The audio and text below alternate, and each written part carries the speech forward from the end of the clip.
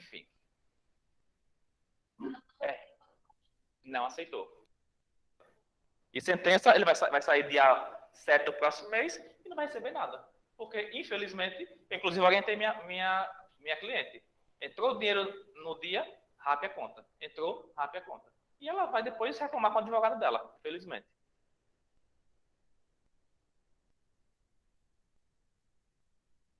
Então, vamos lá. Vamos continuar aqui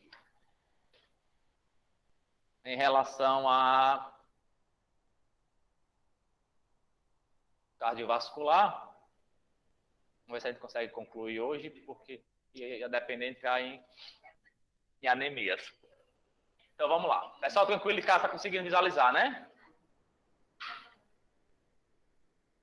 Deixa eu aqui o Galvão Bueno para a gente... Aí. Então, a gente já tinha comentado ontem sobre o termo cianose, que a gente já tem o conceito bem definido, né? Eu gostei de um vídeo. Quem foi a menina que mandou o vídeo? Aquele lá da massagem cardíaca. Até ela falou no grupo, tá? Eu falei... Foi eu. Foi Lívia. Foi. Interessante naquele vídeo que a gente percebe em relação à cianose. Vocês perceberam que quem abriu o vídeo, vocês perceberam que quando ele faz a massagem cardíaca, existe uma porção do pescoço para o crânio que está azulada, né?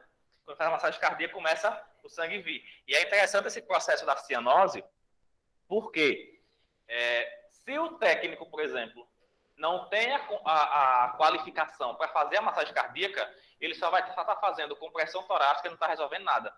Porque muitas das vezes tem profissional que ele vai fazer a massagem cardíaca e ele faz... E aí o que acontece? É o mesmo processo daquele bombeio de sangue. Ele faz o sangue, vai e volta. Não consegue chegar até o cérebro. Então, por isso que precisa uma continuidade significante. E, inclusive, a gente sempre conta 2 minutos de massagem. E aí você depois vai ter técnicas quando fizer, por exemplo, algum curso complementar em relação à massagem cardíaca. Que você precisa correlacionar, por exemplo, paciente que não tem... Você parou o paciente, você, de repente, quando o paciente está parando ali, você vai fazer massagem cardíaca e você não tem ventilação mecânica para colocar no paciente. Por exemplo, você não tem um ambu. Quem vai estar de carro de moto está andando com um ambu na moto. Como é que a gente vai fazer? E é aquilo que já saiu de moda, que ninguém deve, por exemplo, fazer mais respiração boca a boca. Né? Isso já está fora de moda. E aí o que acontece? O ideal sempre na massagem cardíaca, para evitar esse processo de cianose, que de fato já vai estar chegando a um processo de cianose, né? E é bom chamar a atenção de que o paciente que está infartado, ele não necessariamente agora vai estar em cianose. Você, depois de 10 minutos, você vai pegar no paciente, vai estar quentinho ainda. Vai ver a extremidade já fria, a extremidade cianótica, tal, mas o paciente ainda vai estar, a parte torácica, geralmente, mais fria, mais quente, por questão sanguínea ainda que mantém-se nesse organismo desse paciente. Então, é interessante justamente esse ciclo de massagem cardíaca, que naquela imagem aparece, naquele vídeo aparece bem ilustrativo, onde você percebe que não é qualquer forma. Você vê que tem um momento que faz isso, o sangue vai e volta, não consegue chegar até o cérebro. Então, por isso que tem que ser uma passagem contínua. E uma massagem contínua não é com o braço, né? É com o tórax como um todo, com o corpo como um todo, né? Movimento. Né? E aí a gente sempre chama a atenção que, mesmo que numa massagem cardíaca a gente quebra a costela do paciente, continua a ser a massagem cardíaca com a costela quebrada. Então, esse processo de cianose, de fato, é pela ausência de oxigênio, e o oxigênio está relacionado a sangue. Né?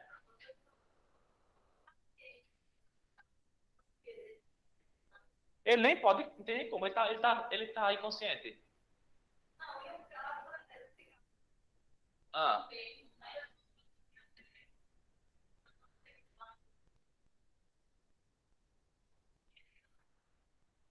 Se tiver por escrito, pode. Agora, o que acontece? Por exemplo, paciente testemunho de Jeová, que não pode fazer transfusão de sangue. Nesse caso, se o paciente, antes da inconsciência, ou por exemplo, antes da inconsciência, chegar no estágio de inconsciência, e ele tiver declarado que ele não quer, tudo bem. Mas aí foi a mãe que disse que era testemunho de Jeová, e a mãe também disse que não quer. Vai ser feito da mesma forma. Porque não é a vontade da mãe, é a vontade do paciente. Mas ele não queria, onde é que está escrito?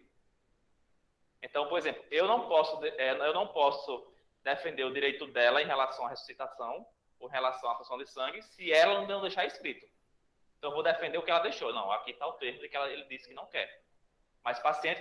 Isso, essa briga de que o paciente disse em vida que não queria... Que o paciente tal...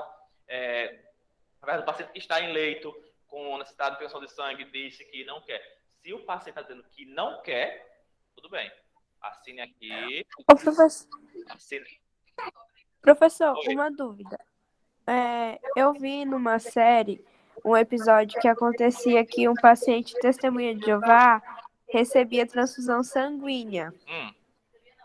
Só que a mãe alegava que ele era testemunha de Jeová. Ele estava Porém, recebendo, na verdade, né? Hã? Aí ele não estava recebendo porque é testemunho de Jeová.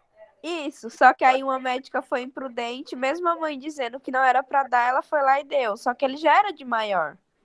Sim, mas quem tinha dito que ele não queria transfusão? O paciente que era de maior ou a mãe? A mãe que dizia que ele não queria. Ele tinha um cordão no pescoço. Tá, peraí, ele tinha um cordão que dizia que era testemunho de Jeová. É.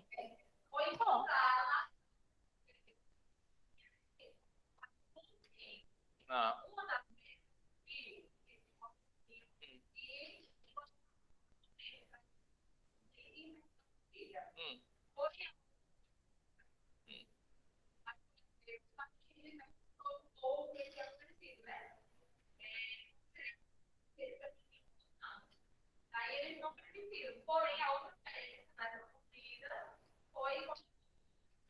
Transfundiu. Mas a pergunta é, mesmo o paciente não...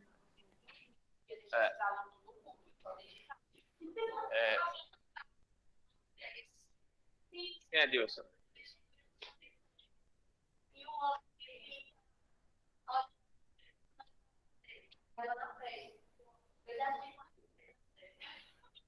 Quem é Dilson?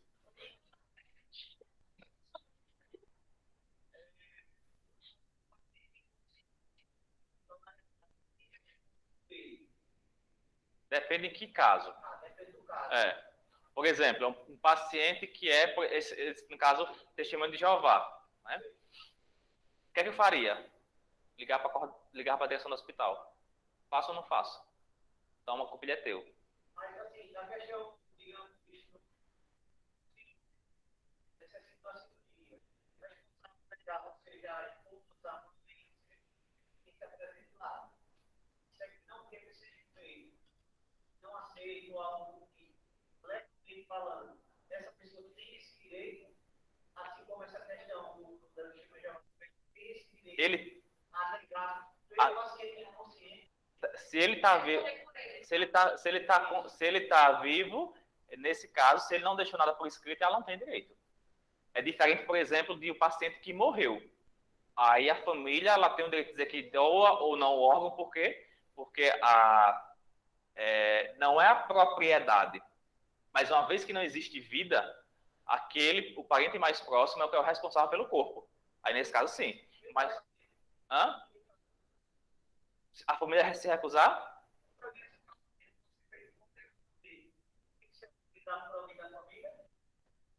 Se é de paciente de maior inconsciente. Digamos, a esposa, quem é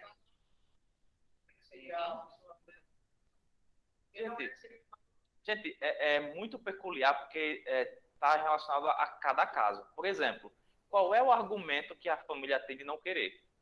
Porque você tem que levar em consideração, digamos, por exemplo, seja um cara muito rico. E a esposa diga, não quero que faça tal procedimento com meu marido. E aí chama atenção. Né? E aí o que acontece é, a depender do caso concreto, você, por exemplo, tem uma junta de médico e pedir, inclusive, se for um caso urgente, você perguntar, por exemplo, a junta médica do hospital, porque o hospital tem que ter uma junta médica, e a junta médica decidir. Porque nesse caso não vai ser por exemplo, um médico futuramente processado, né? É a junta médica. Agora, o que acontece? Quando se trata da junta médica, cientificamente vai relatar o porquê aquele paciente tinha que fazer. Ah, não, mas por que? Sim, mas por que você não quer? E aí não é só porque eu não quero. Agora, por exemplo, quando você fala testemunho de Jeová, aí já existe uma crença, tal. Só que o fato dele ter um cordão de testemunho de Jeová e ele não ter declarado antes que não queria, é uma situação a ser discutida. Eu, particularmente, não queria discussão. O que acontece? Se a família chegar e dizer assim para mim, olha, o paciente testemunho de Jeová não faz transfusão. Você está inconsciente lá, ou o paciente está muito debilitado. Quem é você? Esposa, casada no civil? Não, sua companheira. Então chama a mãe dele. Eu não sei se realmente é companheira que não tem documento. Então chama a mãe. A mãe, tá, assina aqui. Porque aí, você é negligente. Não. E aí você tem um respaldo, por exemplo, pelo fato de que a família é que vai responder criminalmente se o paciente morrer. Agora, já testemunho de Jeová geralmente não vai responder, justamente porque existe, de fato, a crença de que não se aceita. E um paciente que chegar, por exemplo, com um cordão, é um sinal de que, de fato, ele quer que ele se identifique como tal. E isso tem um sentido. Agora, por exemplo, quando você fala assim, mas um paciente que não é testemunha de Jeová é um paciente que precisa de um transplante, por exemplo. Aí eu preciso, por exemplo, coletar qual é o subsídio que a família tem para dizer que não quer o transplante. Isso chama atenção. Aí, sim. Não, aí é a mãe. De menor, mãe e pai. Na ausência, os avós.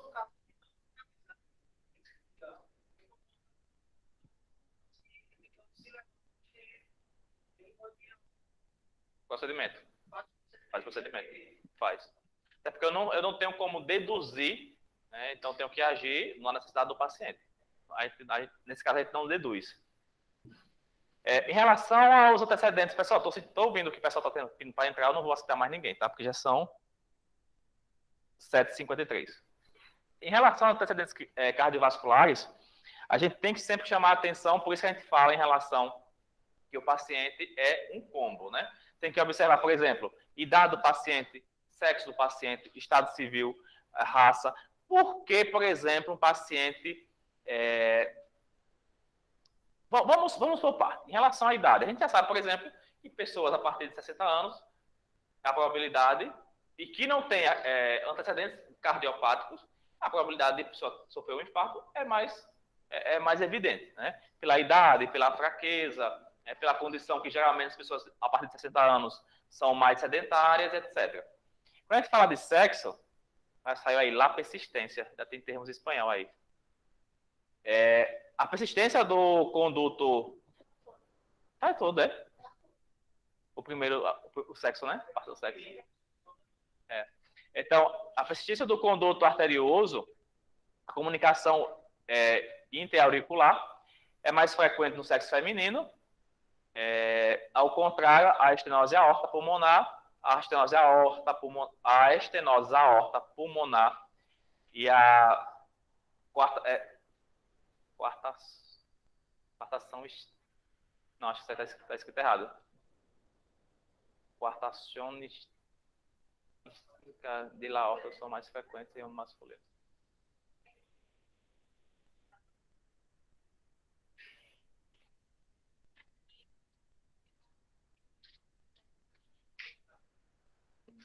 Ali seria a sistêmica da aorta.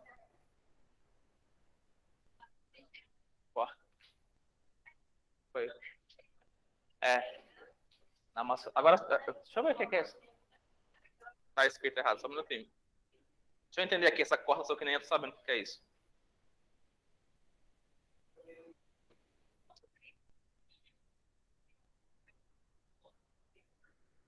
Como é? Não, mas se vocês quiserem eu passo.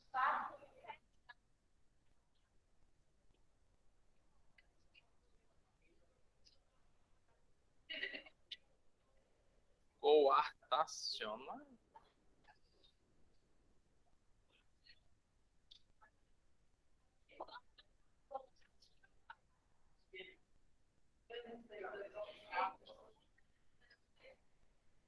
Não, essa palavra está errada. Isso aí é relacionado a comprometimento sistêmico da aorta.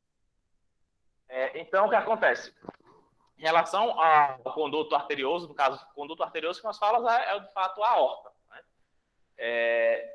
E aí nós vamos ter, por exemplo, desde do conduto aórtico, a comunicação interauricular entre as aurículas, por exemplo. Aurícula, porque está em espanhol, é átrio. Tá? Então, esse aurícula é átrio. Então, a comunicação entre os átrios, em relação à direita e o átrio esquerdo. é mais frequente o sexo feminino, ao contrário que a estenose aórtica, a pulmonar e o comprometimento sistêmico da aorta são mais frequentes no sexo masculino. Quando a gente fala em relação a isso, é porque algumas epidemiologias traz, por exemplo, alguns pacientes com algumas patologias e que geralmente está relacionado mais a essa predominância de sexo. É questão epidemiológica que se verifica em cada patologia. A gente vai ver muita patologia, por exemplo, diabetes, mais frequente em mulheres. Né? Por quê? Porque geralmente as mulheres, a facilidade de ganhar peso, né? A facilidade de comprometimento arterial. Então, por esses casos.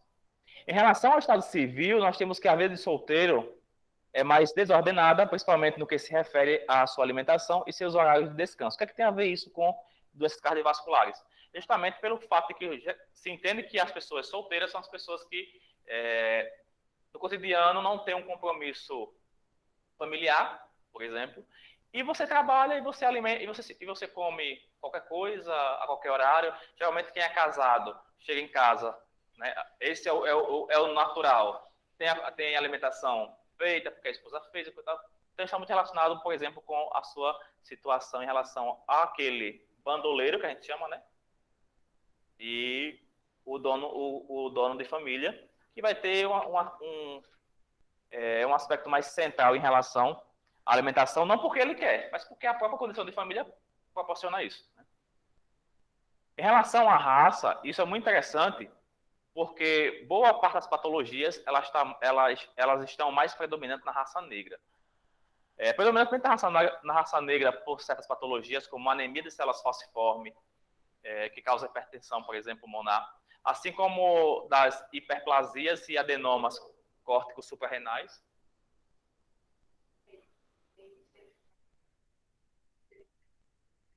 Produto de aldosterona ao redor de 8% dos pacientes hipertensos e cifra de 4 vezes maior que o resto da população. O que acontece? A raça negra ela tem muita predisposição para muito tipo de patologia. E a principal da raça negra é justamente a anemia falciforme. Como é que acontece essa anemia falciforme? E como é que a gente percebe? É interessante que, por exemplo, o paciente que chega, e é por isso que a gente tem que ficar muito atento em relação aos hemogramas, que nos chama a atenção, por exemplo, algumas patologias que a gente vê em relação a tamanho de hemácias ou deformidade dessas hemácias. O que acontece, por exemplo, no hemograma? Hoje me mandaram um hemograma cedo, era um amigo meu. E o hemograma, quando eu comecei a olhar, o hemograma, mais cedo não, antes de vir para cá, em seguida ele mandou um áudio. Alguém falando que poderia ser Covid, não sei o que, não sei o que, não sei o que. Eu falei, mas por que Covid? Ele disse, não, porque o paciente está com fraqueza, está não sei o que, não sei o que, não sei o que. Assim, mas, veja, Covid, a infecção, ela vai dar leucócito alterado. Porque se o vírus ataca o organismo, vai precisar ser as defesas. Se ela defesa no leucograma, vai ter que sair, por exemplo, o leucócito aumentado. E o leucócito do paciente estava em 2000. Então não existia leucócito aumentado. Então não tinha por que falar em Covid. E aí o que me chamou a atenção foi justamente as plaquetas. Está 71. E o normal a partir de 140 a 4 mil. 140 mil a 4 mil. 140 mil a 4 milhões, na verdade. E aí o que acontece é que a gente começa a perceber, por exemplo, em raça negra, quando vocês vão perceber, muitas vezes, em pacientes que chegam no pronto-socorro, por exemplo, a gente recebeu uma paciente, e aí a gente imaginou, de fato, que seria uma anemia falciforme, porque essa paciente reclamava de que ela estava muito fraca e ela estava anêmica. Uma senhora, acho que tinha 50 e poucos anos, morena, uma afro, que você percebia que era bem escura mesmo, ela.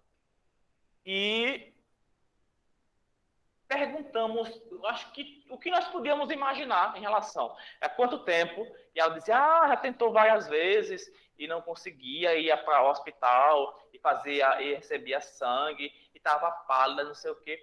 E aqui a gente começou a observar, minha colega, e a gente começou a ouvir e tal. E quando a gente pegou o hemograma dela, aí o hemograma dela estava em hemoglobina 7.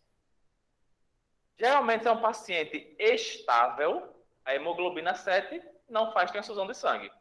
Se é um paciente hemoglobina 7 e é instável, paciente que está sentindo cansado, que está fraco. Esse é o paciente instável. Inicia a transfusão de sangue.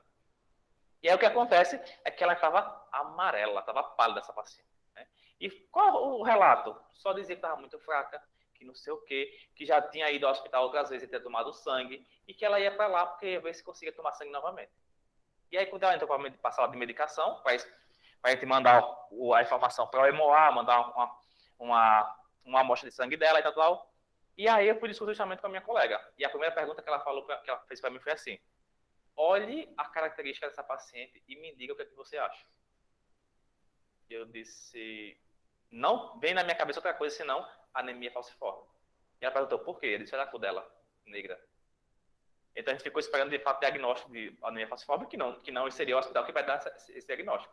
Mas justamente tem paciente que você começa a ver a condição dele e epidemiologicamente o paciente com hemoglobina baixa já recebeu várias transfusões de sangue. Paciente que sempre chega instável. E se ele recebe sangue é porque existe uma anemia crônica. Né? Sempre vai para receber sangue. A cada 6 meses aparece por aqui, não sei quando aparece por aqui para tomar sangue e tal. Então você percebe que é um paciente que cursa provavelmente com anemia falciforme pela característica, inclusive, genética dele. Né? E o que é anemia falciforme? Nós vamos falar lá quando chegar nas anemias. Então, por isso que a raça é predominante. Né? Que foi o Anderson? Que foi? Sobre as anemias? Aí gostei. Aí sim. Aí sim. Ele só vai te dar agora para a prova cardio e respiratória. A anemia ele vai te dar mais, não é não, nada. Não vai pensar não. Então, é por isso que a gente às vezes percebe em algum paciente o indício de algum tipo de patologia. Então, por isso que a raça é muito... Inclusive, problemas cardiovasculares na raça negra também existe uma maior predisposição. Né? Por quê? Aí é genética. Genética, o estudo epidemiológico diz que a grande parte da população que apresenta problemas cardiovasculares são negros. Na verdade, o negro ele é muito frágil. Apesar de nós termos uma visão do negro, que o negro é robusto, que o negro é forte, isso é um histórico da escravidão, não é? Isso é uma forma preconceituosa de pensar. Mas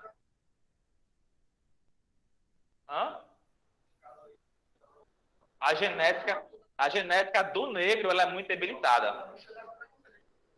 A genética do negro ela é muito debilitada. Ele é muito propenso a diversas patologias, principalmente cardiovasculares. Né? Agora sim, nós não vamos, por exemplo, comparar o negro com a gente fala em relação à estrutura física muscular. Né? Aí é outra coisa. Anemia falciforme. E aí, o Anderson? Anemia falciforme. Tem cura?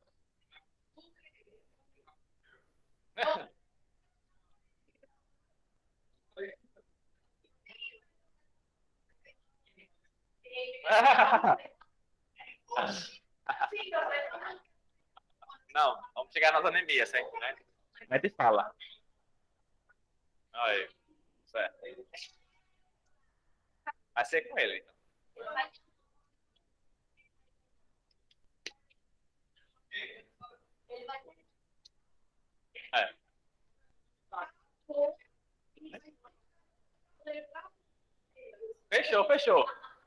Fechou.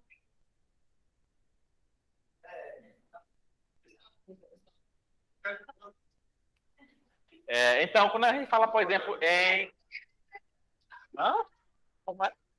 Como é? A síndrome metabólica.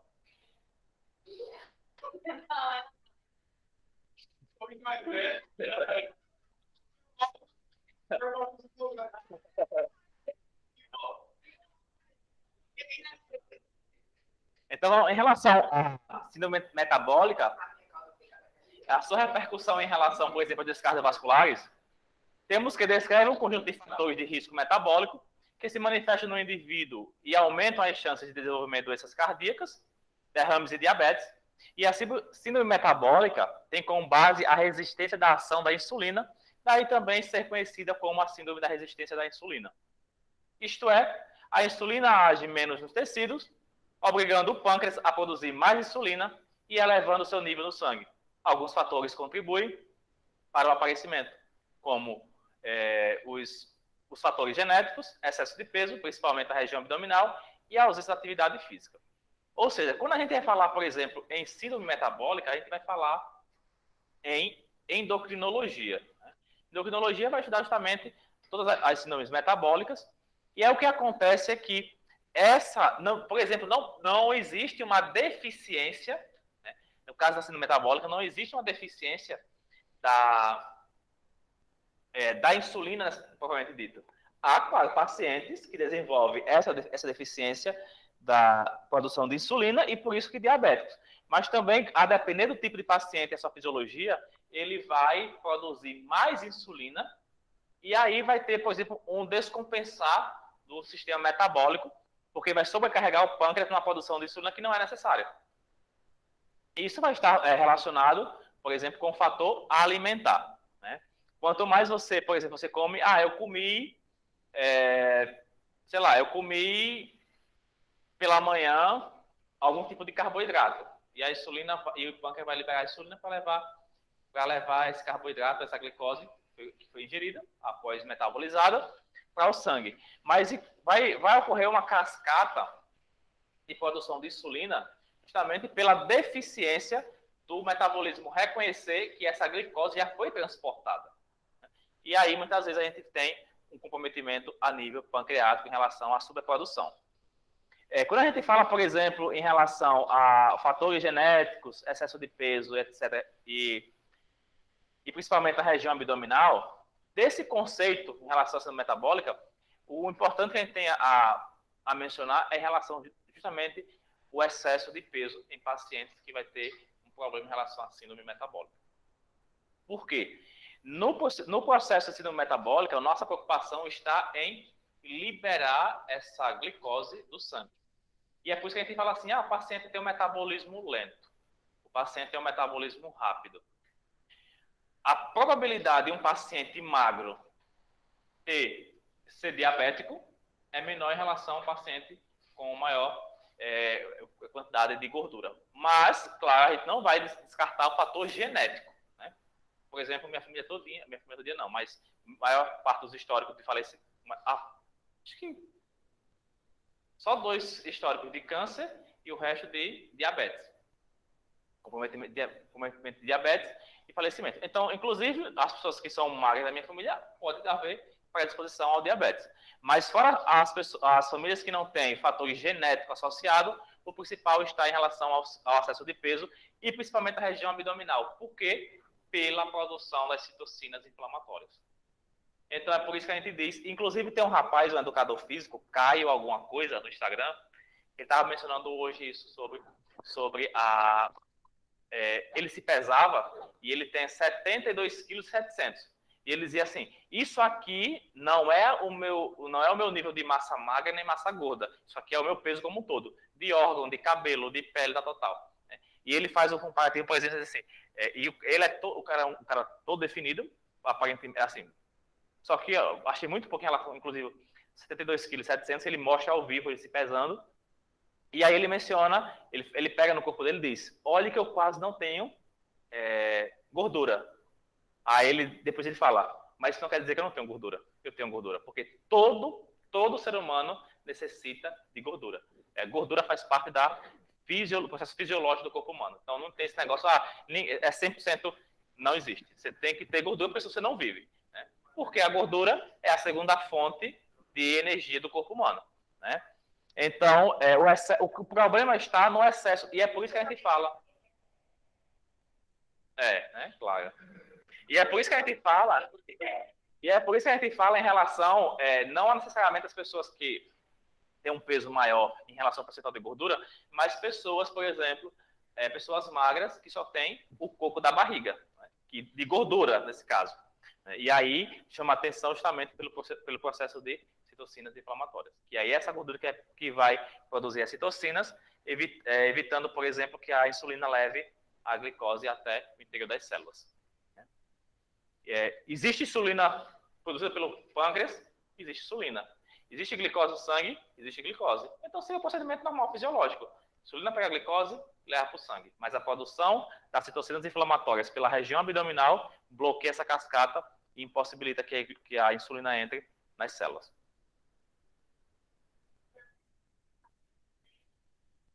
Pelo quê? Não. Pelas veias do corpo como um todo? Não, não. Não, não, a função do pâncreas, dentre outras, é a produção de insulina, de fato. É ele que produz insulina. E é por isso que a gente fala em relação às células betas pancreáticas, que são elas que vão produzir a insulina. E é por isso que a gente tem uma diferença entre diabético tipo 1 e diabético tipo 2. Né? E aí é uma fisiologia muito interessante, porque um não vai produzir insulina por um problema autoimune, e o outro é produzir insulina. Só que essa insulina pode ser pouca, a sua produção pode ser pouca, ou necessariamente ela não vai ser pouca, mas existe outro fator que está levando a essa diabetes tipo 2. Por exemplo, as citocinas inflamatórias da região abdominal.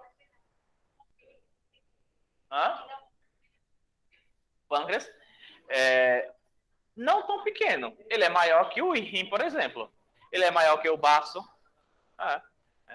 A cabeça do pâncreas ela é envolvida, e o pâncreas tem algumas porções. A cabeça do pâncreas ela é justamente envolvida com o estômago. E é por isso que o processo, por exemplo, digestivo, o pâncreas faz parte desse processo digestivo. Por isso que a gente fala das pancreatites.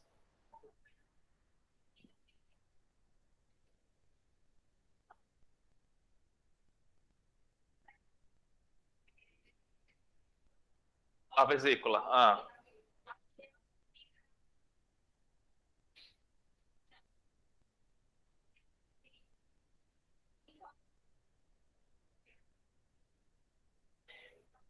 É porque é o seguinte,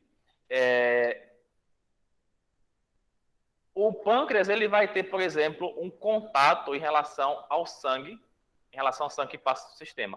Não que o sangue passe no pâncreas para fazer esse processo fisiológico. Mas o que acontece? O que pode acontecer em relação ao comprometimento biliar em relação ao pâncreas é se de repente, como existe todo um conduto interligado, pode acontecer que de repente, sei lá, existe um extravasamento de bilis e pelo conduto hepático chega até o pâncreas. Porque se você olhar a anatomia na região torácica e abdominal, você vai perceber que a cabeça do pâncreas está diretamente ligada ao estômago. Né? Ou em volta do estômago, na verdade. Né? Ela encaixa na posição do estômago. E o que acontece é que ali existe vascularização que se compartilham. Porque, por exemplo, como o pâncreas vai saber que precisa mandar insulina, só vai saber porque existe uma comunicação venosa dizendo que tem comida no estômago, está transformando-se em glicose, e você precisa produzir insulina para pegar essa glicose do sangue. Então, existem intercomunicações de vasos. Né? Mas, por exemplo, porque vai para a urina, da urina volta para o pâncreas, não tem correlação da urina com o pâncreas, não. Aí é outro conduto. Aí, em relação à urina, só vai subir por rins. Pelos uretés.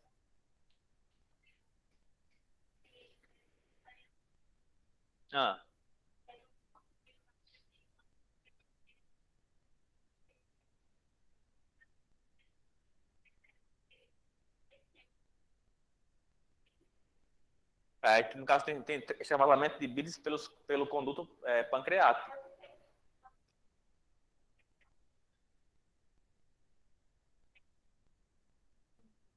Pancreatite pelo estrangulamento de bilis, da bile. A vesícula biliar.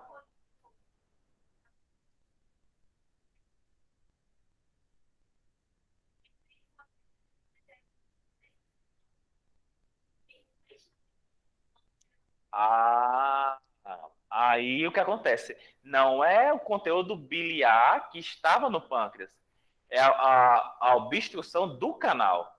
Justamente porque existe uma intercomunicação entre os canais. Existe intercomunicação entre a porta.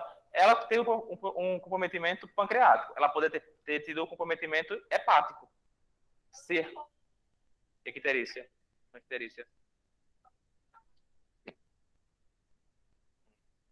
Mas aí esse amarelado não foi porque o conteúdo foi para o pâncreas, não. Foi porque extravasou para o testício.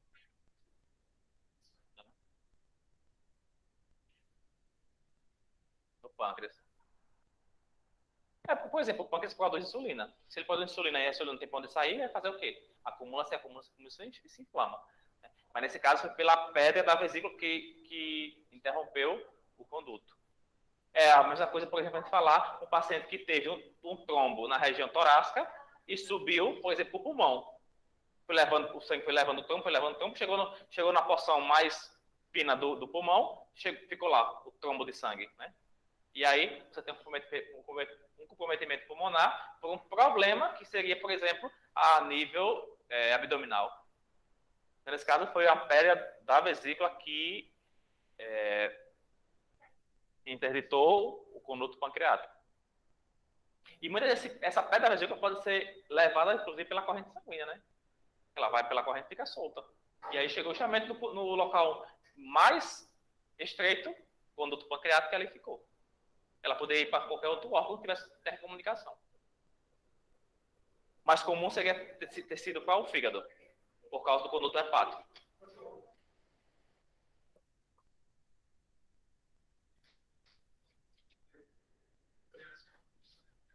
O trombo...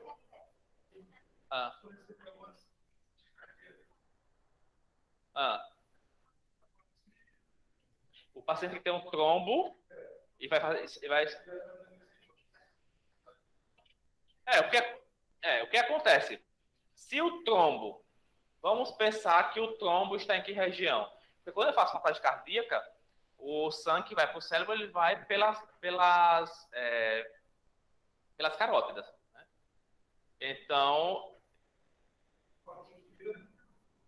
eu não vejo um trombo nessa região. Porque se ele tivesse, já tinha um comprometimento.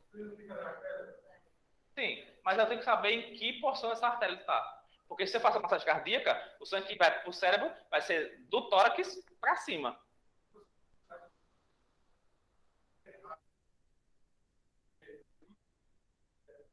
Tem através, por exemplo, de uma perfuração pelo rompimento de uma costela. Sim, no caso desse rompimento, sim. Sim. Aí, nesse caso, não é porque existia um trombo pré-existente, né? Não tinha. O que acontece? Você fez massagem cardíaca e houve uma perfuração por uma costela que quebrou. Né?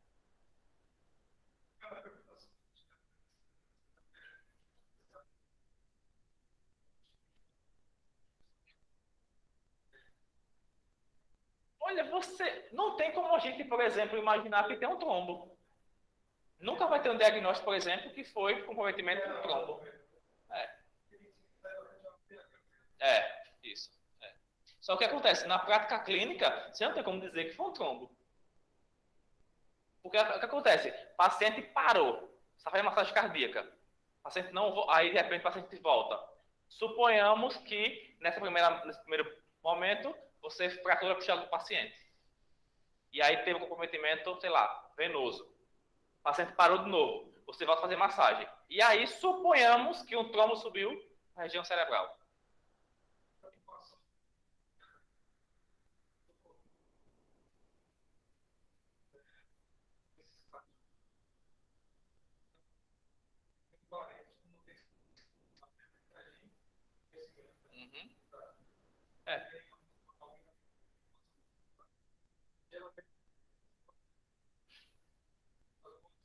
Se é o paciente que, como é? Trombose. Sim, porque senão vai ser negligência, né? Agora, sim, eu acho muito... Quando você traz esse conceito, é interessante a gente discutir, porém, na prática, você não tem como visualizar isso. Né? Por exemplo, o paciente...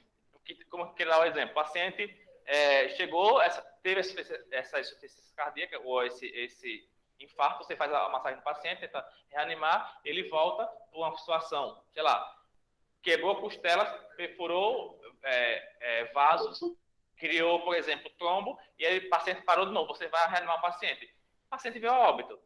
Você vai dizer cardiorrespiratória. Se não é, por exemplo, o paciente faleceu, vamos fazer aqui a tomografia. Eita, um trombo subiu no cérebro do paciente. Não vai, porque a causa do óbito do paciente foi aquele infarto que você tentou reanimar. Então, se foi por um infarto, por exemplo, o paciente parou, você vai dar o caso de óbito, infarto agudo do miocárdio. Então, o paciente estava lá entubado, em tratamento, e o paciente parou. Ele vai dar o diagnóstico, o caso à morte, parada cardiorrespiratória. Você nunca vai dizer por trombo, porque não vai.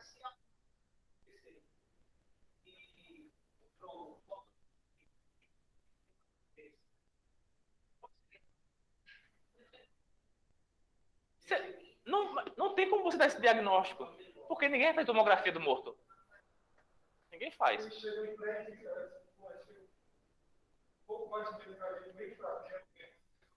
Suficiência. Mas geralmente já quando bota geralmente. Se é um paciente que está cursando com insuficiência e que já tem, por exemplo, o histórico de trombo venoso, você vai ressuscitar o paciente não voltou. A causa da morte vai ser parada cardiorrespiratória. Você não vai nunca dizer que é trombo.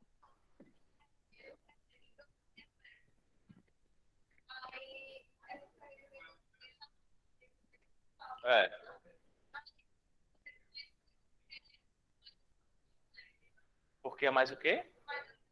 Não. A insulina é o hormônio responsável por transportar o açúcar, que é a glicose do sangue. Quando o pâncreas produz insulina, ele não está produzindo mais açúcar. E o que acontece? A gente está tentando ver se a gente faz um curso de diabetes tipo 1 e tipo 2. Para a gente explicar com mais detalhe. Mas o que acontece é que quando eu tenho, por exemplo, a glicose no sangue, que é o açúcar, né? Esse açúcar ele não vai conseguir entrar na célula porque a molécula de glicose é grande. E aqueles conceitos de biologias que nós vimos, o que passa de forma de difusão facilitada nas células são substâncias lipossolúveis, substâncias à base de gordura. E a glicose não é gordura, a glicose é açúcar.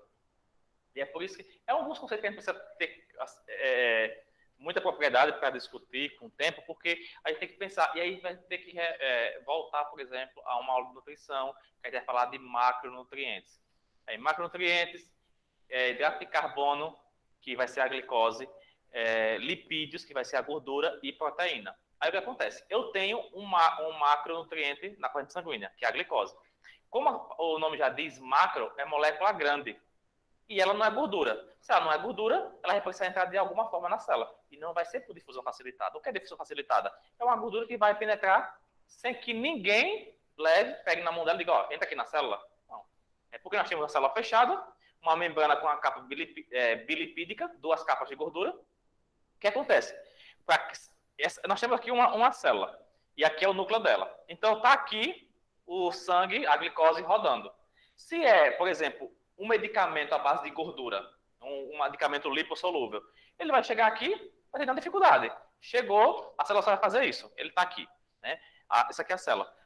O medicamento à base de gordura chegou, que a gente chama de lipossolúvel, ou qualquer outra substância à base de lipossolúvel, ele vai chegar, a membrana automaticamente vai fazer isso. Ele se acopla e a membrana fecha e ele entra, sem problema nenhum. O que acontece é que a glicose ela é grande. E ela não é gordura. O que é que ela faz? Ela chega aqui e não tem essa abertura natural.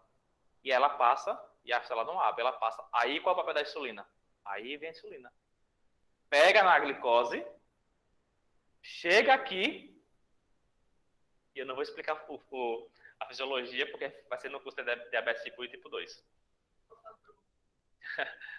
Vamos terminar a cardiovascular. É muito interessante a fisiologia. E aí você vai conseguir, Adriana, você vai conseguir entender até conceitos básicos da diabetes na família. Você diz assim, olha, mas por que você está tomando a medicação que está funcionando? E você vai conseguir entender qual é um caminho de tratar o diabetes tipo 2, principalmente. Se eu falar agora, eu vou antecipar para terminar cardiovascular. Aí eu, inclusive, vou antecipar o curso de diabetes tipo 2, mas segura aí. Então, vamos lá. Segundo os critérios brasileiros, a síndrome metabólica ocorre quando estão presentes 3 dos 5 critérios abaixo.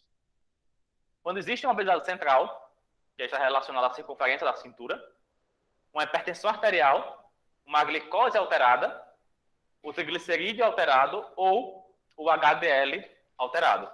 Lembra que nós falamos de colesterol bom e colesterol ruim? Então, aí o HDL é o colesterol ruim. Então, quando a gente tem desses 5 fatores que estão presentes em um indivíduo, a gente... Hã? O HD... Sim, não, falei do...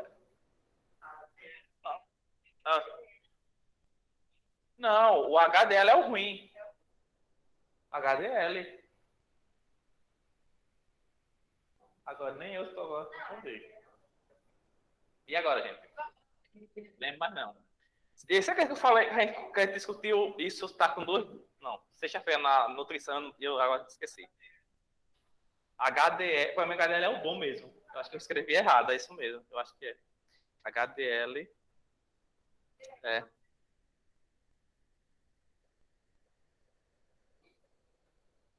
É isso mesmo, tá errado. É, aqui é LDL. Tá certo. Ah, é. Pessoal que tá em casa, ao invés de HDL, é LDL, tá?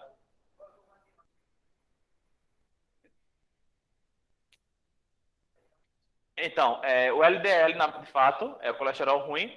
E é por isso que a gente fala, por exemplo, que tem pessoas que têm uma obesidade, mas não é gordo. Como é isso? Obesidade abdominal em pessoas que só têm o coco de barriga de gordura. Né? A pressão arterial a gente já tem conceito, glicose alterada, justamente quando a gente faz em relação. Lembrando que glicemia 110 alterada, como diagnóstico de diabetes tipo 2, estamos falando de glicemia de jejum. O paciente que comeu o dia vai fazer glicemia. Ah, minha glicemia deu 120. Isso não é diabetes, ele comeu durante o dia. Agora, se ele faz, por exemplo, como é? A glicosada é. Gente, tô esquecendo.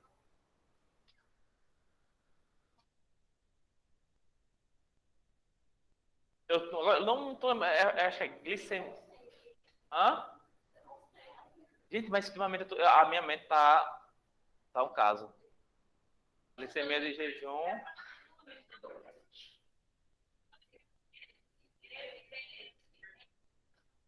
Ruim. Por isso aqui tá errado. Aqui tem que ser LDL. Não, isso. Glicemia glicada. Quando você faz glicemia glicada, isso quer dizer que independente de você comer ou não, fora dos parâmetros, está com diabetes. Com diabetes. Não. É sangue também. É sangue também. E aí o que acontece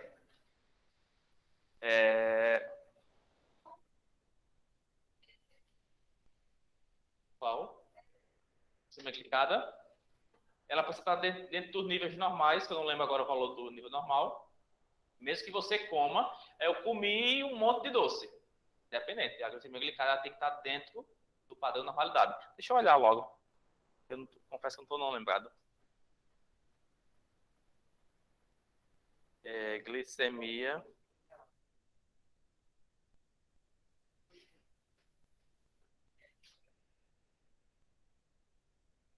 Glicemia glicada ou glicosada.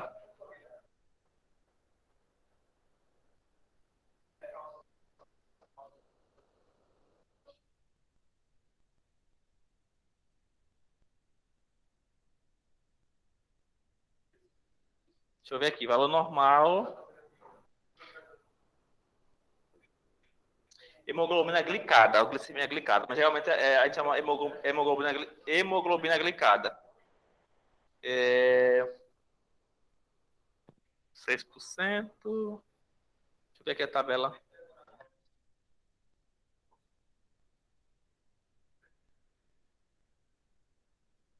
Essa tabela é de 2018. Valor normal. Glicemia glicada.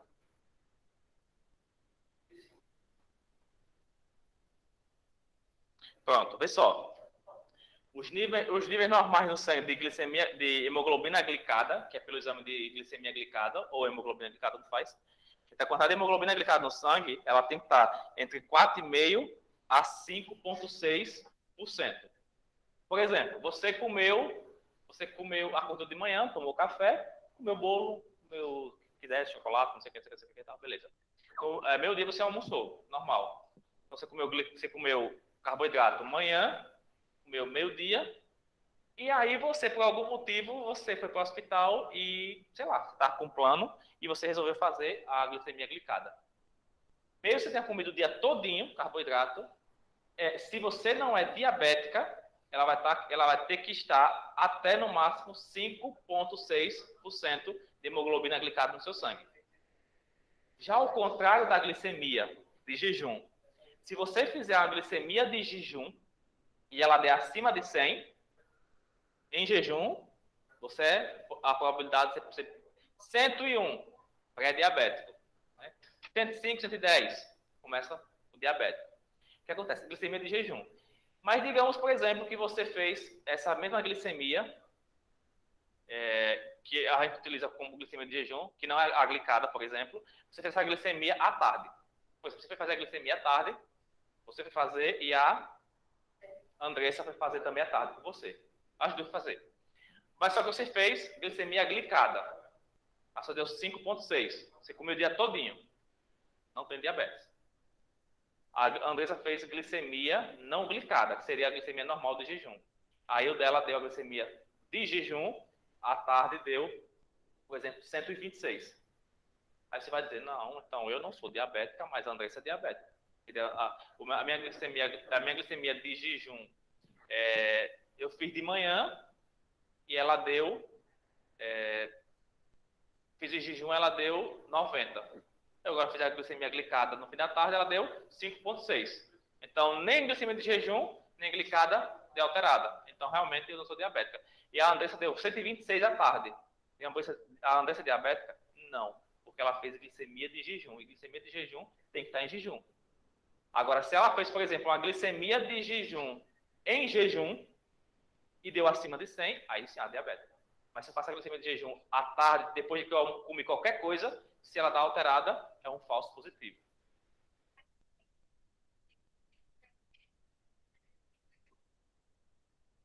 No glicosímetro, certo? Ali é glicemia de jejum, não é glicada. Não faz com... Não, só laboratório. Só laboratório. Sim. Uhum. 7.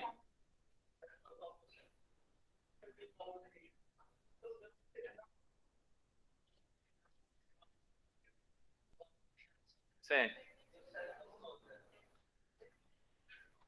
Na glicemia glicada ou de jejum?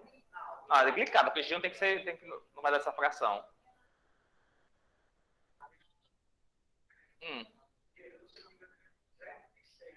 Ela já é diabética, então. Pronto, vamos pegar o exemplo da mãe do Ed Wilson. Digamos que na glicemia de jejum dela, que ela fez, deu 216. Aí ela vai no fim da tarde, faz uma glicemia glicada, aí ela dá 5,2. Mas ela fez em jejum e deu 216. E na glicada deu 5,4, 5,2, por exemplo. E agora a diabética não, ou não. Ela não é diabética.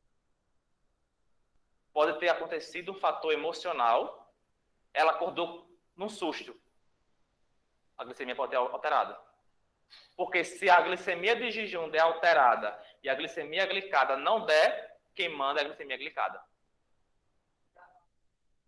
É fidedigna. Agora ninguém faz a maioria das pessoas glicada porque é mais caro, né?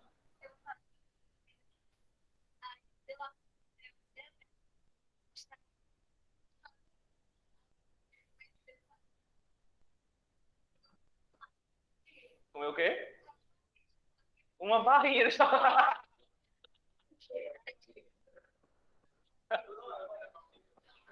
Aí ela chega lá e pergunta, você está em jejum? Estou em jejum. Pois é. Sim, gente, quando a gente fala em relação a gordura, o que é que nos chama a atenção? É que muitas das vezes as pessoas estão com o LDL, pessoal de casa, esse último nome não é HDL, é LDL. As pessoas, às vezes, estão com o LDL, que é o colesterol alto, elevado, aumentado, e quando você olha o seu HDL, que é o colesterol bom, esse colesterol ele está também aumentado. Nesse caso, há grande probabilidade de você conseguir, por exemplo, manter o seu colesterol a níveis normais em poucos dias. Por quê? Porque se o seu colesterol, o HDL, está aumentado, então ele vai conseguir, por exemplo, dissolver essa gordura ruim, que é o LDL. O problema muitas vezes está, por exemplo, de você ter um LDL, que é o colesterol ruim, aumentado, e o HDL diminuído. Porque o que é o HDL em relação ao LDL? O LDL, que é o colesterol ruim, ele vai estar fixado na parede das artérias. Então, vai dificultar a passagem de sangue. Só que acontece, o HDL, que é o colesterol bom, ele funciona como uma vassoura. Ele passa na artéria e o colesterol que está taponando as paredes da artéria, ele passa limpando, dissolvendo essa gordura no sangue. Ao invés de ela estar presa naquela artéria, ele passa arrastando o LDL, o colesterol ruim, e essa gordura vai saindo nas fezes, por exemplo. Porque ela vai para o sangue vai passar no fígado, metaboliza e vai sair nas fezes. Então, o paciente que tenha o LDL alto, a grande maioria das vezes a nossa preocupação é baixar o LDL. Mas para a gente baixar o LDL, comece a tomar, por exemplo, ômega 3. Você vai aumentar o seu HDL, e o seu HDL vai eliminar o colesterol ruim.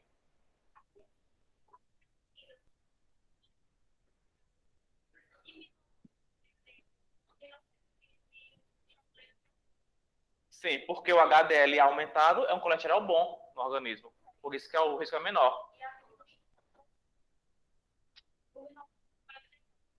O LDL tem que estar menor. Isso. Aí é o risco. Isso. Se o HDL tiver aumentado, não é o risco. Porque ele se dissolve no sangue.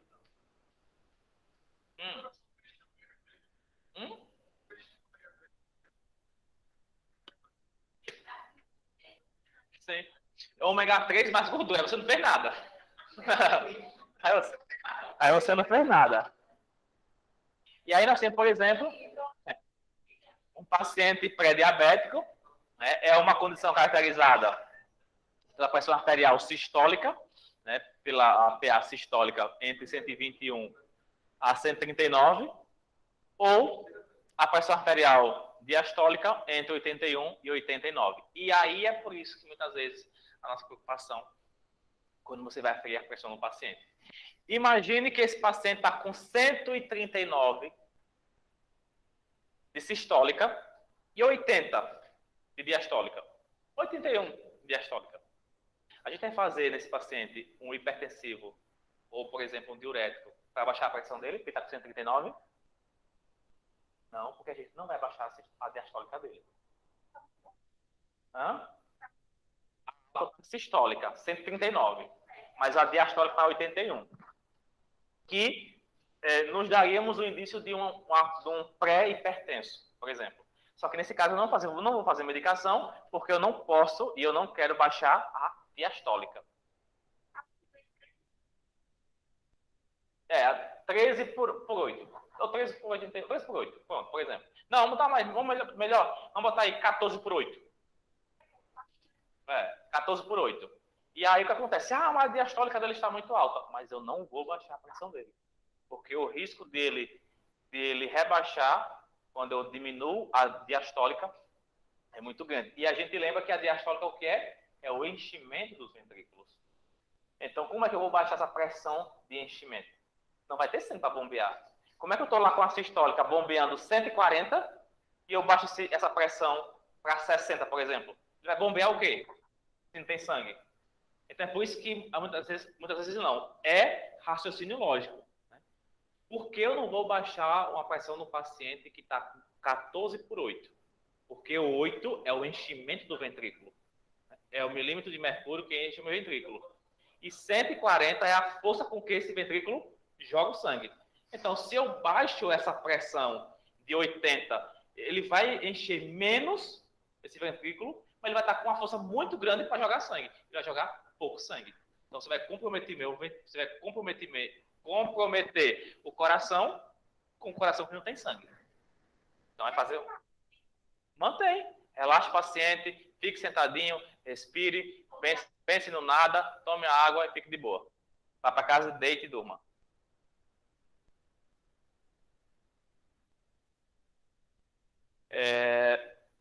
E ele não vai morrer de infarto por isso. Com a pressão com uma diastólica de 80, ele não vai morrer de infarto. Então, e principalmente paciente que é hipertenso, né?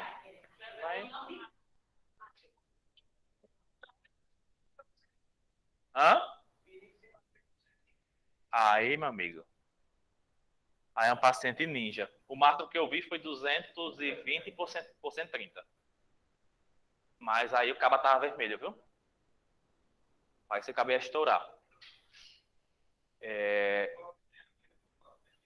Fatores de risco para a hipertensão arterial, nós sabemos que a idade, né, é o grande fator. E por que a idade? Por questão fisiológica. Menos metabolismo, diminuição da frequência cardíaca, por isso que o fator de risco para o cardiovascular, a hipertensão, está muito relacionada à idade. Não, mas eu gosto dessa turma que participa, de fato. Em relação a sexo e etnia, Política Nacional de Saúde, 2013, a prevalência de pacientes com hipertensão é autorreferida, aquele paciente que diz que tem hipertensão arterial, é o paciente autorreferido, estatisticamente diferente entre os sexos, sendo maior entre as mulheres. Infelizmente, vocês sempre dão no ranking, né, mais difícil. Né? O estudo do coração do Brasil observou a seguinte distribuição: 11,1 na produção indígena, 10 na produção amarela, 26 na produção parda mulata e 29 na população branca e 34 de novo na negra. Mas aí tem uma alteraçãozinha, mas de qualquer forma os negros sempre ficam com comprometimento cardiovascular maior. Eles são fortes no músculo, mas na fisiologia não. Então nós temos aí em relação à doença cardiovascular o excesso de peso e obesidade, que a gente já falava, ingesta de sal, ingesta de álcool, sedentarismo e genética são fatores para predisposição à pressão arterial e, consequentemente, um problema cardiovascular.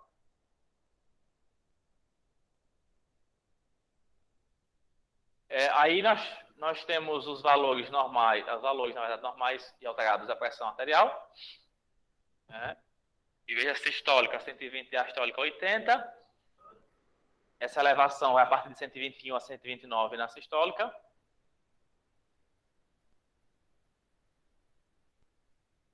E perceba que, na diastólica, 80 ou menos. Ou seja, quando eu vou falar de pressão arterial, minha preocupação vai estar na sistólica. E eu vou estar preocupado em não baixar a diastólica. Porque a minha preocupação em relação a essa sobrecarga do coração está, de repente, no bombeio. Então, mesmo que eu tenha um paciente com a pressão elevada, se a diastólica está 80 ou menos, eu não posso, por exemplo, interferir de forma medicamentosa. Então, o paciente vai rebaixar. Manter. Não, e aí ele vai tentar com o mínimo de esforço possível, ele vai conseguir diminuir essa força de contração do coração. O que acontece? Essa sistólica aumentada o bombeio, é a contração do coração. Né?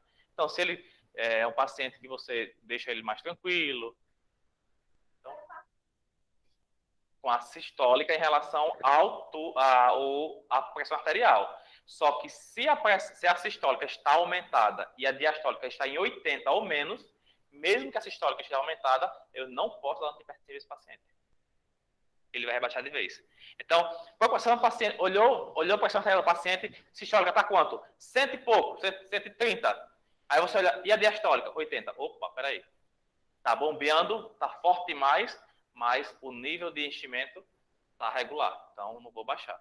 Agora, quando você olha, tem um paciente com 130 e a diastólica também aumentada, aí você diminui. Sim. Sim. Aí você diminui um pouquinho, você dar um captopril 25 miligramas. Não muito, porque ele rebaixa também. Sublingual. Como a gente realmente dá 50 miligramas, a gente dá só 25 para ele dar uma estabilizada. Porque a Diocil. Não, não.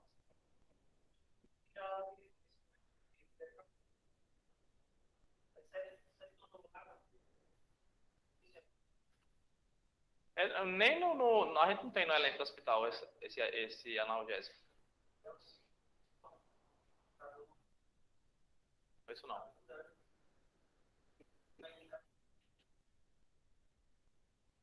Isso não.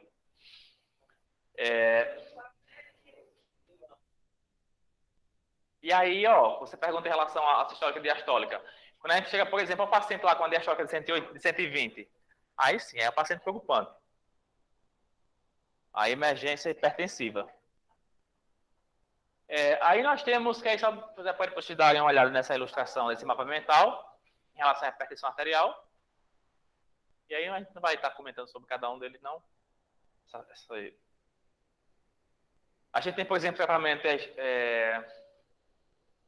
o multifatorial em relação à hipertensão, né? A gente tem hipertensão primária e hipertensão secundária. E aí vai estar muito relacionado a depender do tipo de sintomas. E nós vamos ter tratamentos, por exemplo, medicamentosos, tratamentos não medicamentosos, né? Que aí é prática de exercício, etc, etc, etc.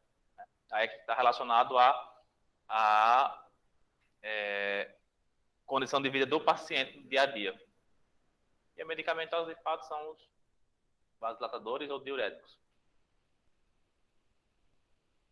E aí nós temos sintomas, geralmente cefaleia, náusea ou vômito, confusão, sangramento nasal e alterações na visão. Né? É por isso que muitas vezes o paciente chega com uma dor de cabeça e visão turva. E aí, por exemplo, se a pressão do paciente está aumentada. Eu vou dar ao paciente uma dipirona para dor de cabeça. Bom, posso até dar. Mas o problema dele na hipertensão que está levando a cefaleia, por exemplo. Então, só porque ele está reclamando de dor, você vai dar, de repente, uma dipirona, mas o problema você não vai tratar a dor, você vai tratar a pressão dele, que é o que está levando a esse problema, a cefaleia. Né? E tem, principalmente, pacientes que aí cursam com sangramento nasal, justamente pelo capilar ser muito fino, e pode cursar justamente com esse rompimento capilar. E aí a gente faz, geralmente, cabeça para cima, transamin, para o sangramento, para estancar o sangramento e baixar a pressão do paciente. Vômito diarreico, normal. E a visão turva, né? O câmbio em la visão é alteração na visão, que geralmente é visão turva. E aí, vem logo sexta. Né? 8h50. Então dá tempo a gente começar respiratório. Mas aí, vamos lá. Em relação a cardiovascular, só uma pincelada de fato de cardiovascular, que é um assunto bem complexo, bem interessante, mas que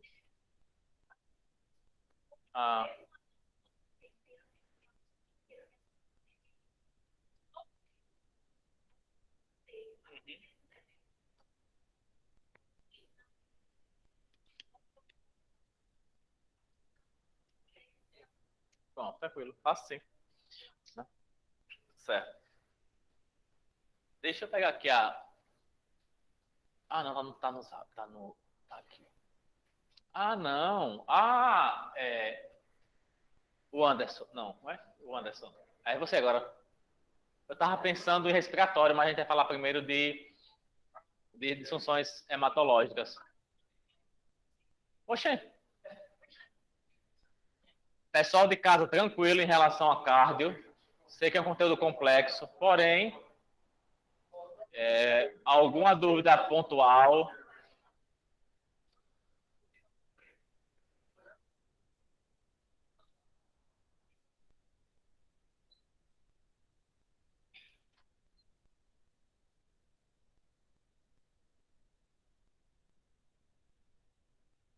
Anderson, todo seu.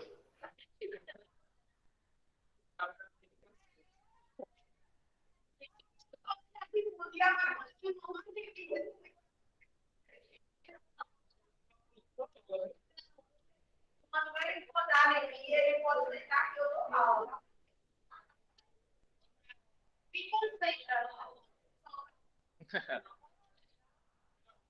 Vamos lá.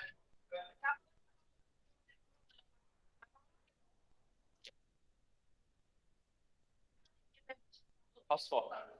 Sim, agora eu explico sobre ela. Você vai chegar a confirmar a anemia dela?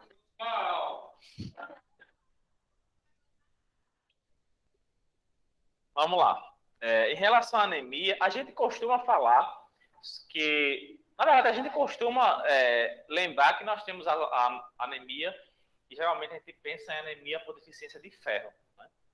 Esse é o primeiro pensamento que vem na cabeça. Falta ferro no sangue do paciente.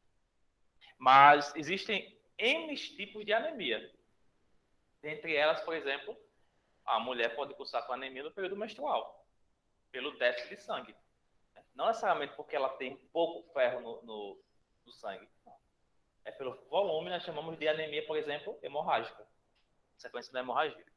Então, a anemia tem várias. A gente tem mais de 10 tipos de anemias. A gente não vai falar sobre os 10 tipos, só vai dar uma citada. Tal. Então, o que acontece? Em relação à anemia, mais uma vez, pegar ou largar. Vem? Vamos lá.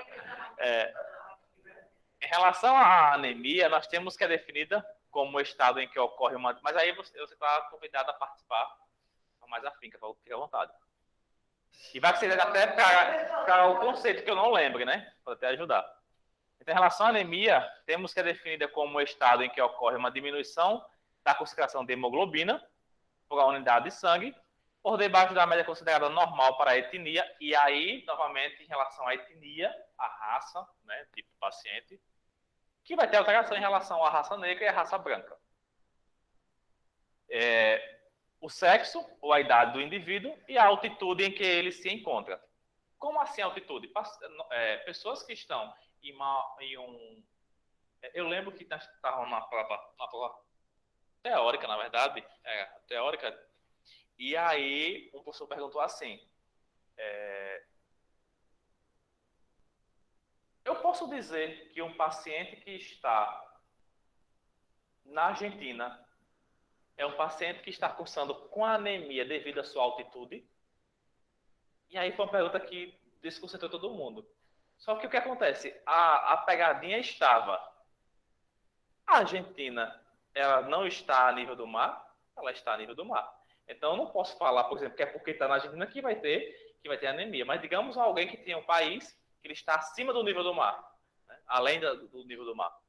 Esse paciente sim pode cursar com anemia, justamente pela deficiência de oxigênio e que, quer queira, quer não, vai precisar de mais sangue, mais hemoglobina para comportar esse oxigênio para o paciente. Então, pacientes que... De alto mesmo, de alto. Não. Quem mora em regiões altas acima do nível do mar. Não, mas eu estou dizendo assim,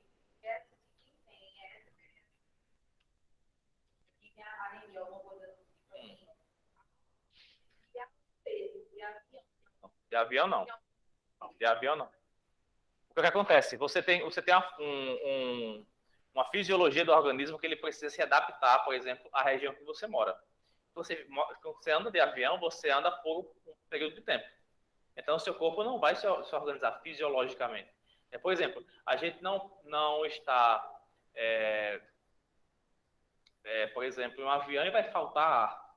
A gente não vai faltar ar, porque está por um período de tempo que não existe, por exemplo, uma constante. Sim. Não em relação à anemia. Não em relação à anemia. Não.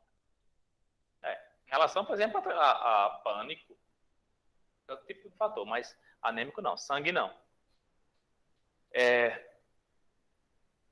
Então, essa condição se caracteriza pela redução na capacidade de transporte de oxigênio, resultando em quadros clínicos mais graves e em disfunções miocárdicas e cerebrais.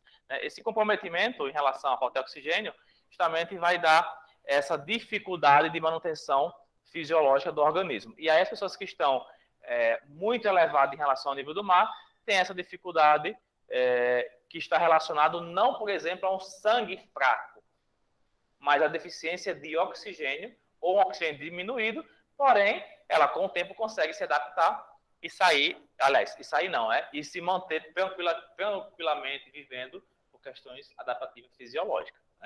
Mas geralmente pessoas que estão acima do nível do mar, muito acima do nível do mar, tem essa participação em transporte sanguíneo diminuído por algum tempo e depois, fisiologicamente, é uma compensação sistêmica. Estão largando de 9 horas, 9? É porque eu também não estou saindo. Hã? Não, estão de roupa normal ali. Aquela turma é B2. Então, segundo a Organização Mundial de Saúde, os limites mínimos ao nível do mar são: homem, 14 gramas por decilitro, hemoglobina; mulher, 12 gramas por decilitro; e gestante, 11 gramas por decilitro. Por isso que é interessante quando a gente fala aqui, que você tem, quando você vai avaliar, por exemplo, a hemoglobina do paciente, você vai ter que levar em consideração sexo, idade, etnia. Não é um paciente isolado, não é um paciente utilizando, por exemplo, um parâmetro de gramos de hemoglobina por decilitro, que eu vou dizer que o paciente está, por exemplo, com anemia ou não. Eu preciso verificar justamente essas especificidades. É paciente negro? Probabilidade de anemia. Idoso, negro idoso. Está piorando. E aí você vai começar a ver sexo feminino. Pronto, lascou tudo, né? Aí, meu amigo.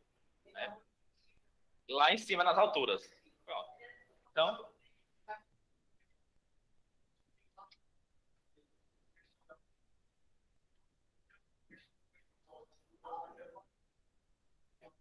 você faz o quê?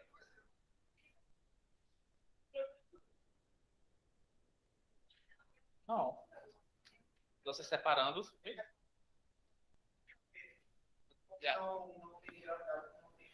Tá. Mas no caso. Sim, pela ausência de movimentos. Tá.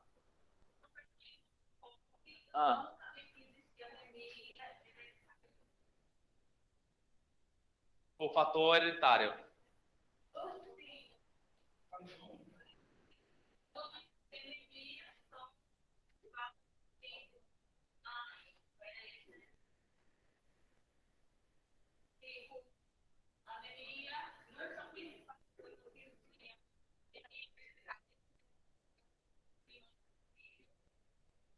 Vamos falar sobre isso. Vamos falar. A pergunta dela é justamente se o fator está relacionado a falta de ferro, que é um deles, a hemorragia, ou hereditário, passado de mãe para filho. Aí o que acontece? Essa anemia que é passada de mãe para filho pode ser justamente o que nós falamos de anemia falciforme. Eu não vou dizer que é uma anemia de mãe para filho, uma anemia por falta de ferro. Não, porque isso aí é consumo diário.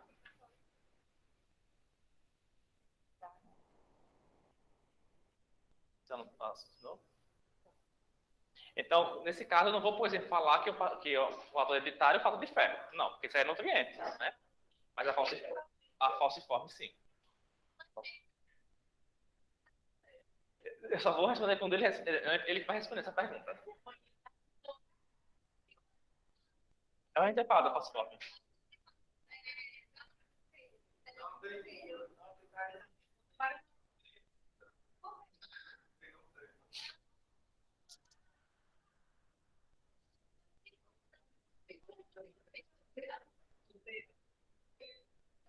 Então,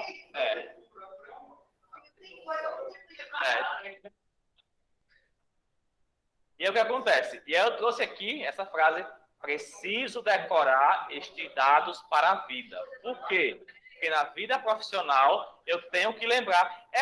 Eu geralmente gosto de fazer assim. Eu coloquei aqui, mas eu gosto de fazer ao contrário. Eu gosto de fazer 11, 12, 14. Porque eu lembro gestante, mulher e homem.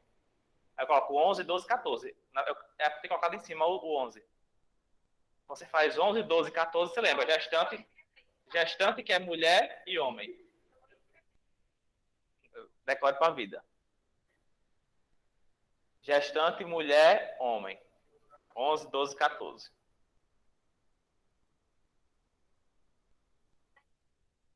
De repente, quando o parente mandar vocês olharem um hemograma, está lá, hemoglobina de 12, você dizer, eita, meu Deus, a gestante está com anemia e tá... Calma, a gestante ela pode chegar até 11 gramas por decilitro. Primeira coisa que você recebe no exame, você vai olhar mulher e a idade. Aliás, sexo e a idade. Para você começar a perceber os parâmetros de cada exame. Beleza? Vai lá, pode fazer.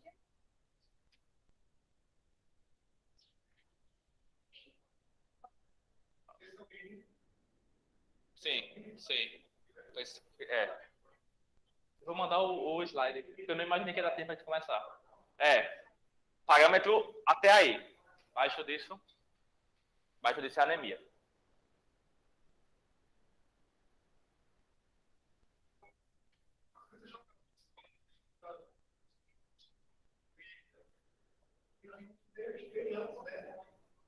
Vai se adaptar. Isso é.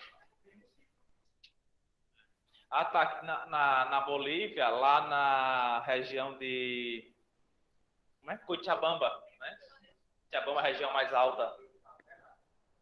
Quem puder, a gente critica muito esses países mais pobres, mas quem puder ir na Bolívia, Cochabamba é uma coisa mais linda. Linda. Você vê a vista de Cochabamba, muito bonito. Eu tenho uma amiga que mora lá. Então, em relação à hemoglobina, é uma macromolécula, pergunta de prova. Hemoglobina é uma... Calma, gente, nem terminei de falar. Hemoglobina é uma macromolécula presente no interior dos eritrócitos. O que é o eritrócito? Vamos lá, por parte. O que é um eritrócito? A célula sanguínea, né? Responsável pelo transporte de oxigênio. Ou seja, a hemoglobina é quem transporta o oxigênio das células eritrócitos, que são as células sanguíneas. Lembra que eu falei em relação por que a hemoglobina é uma macromolécula?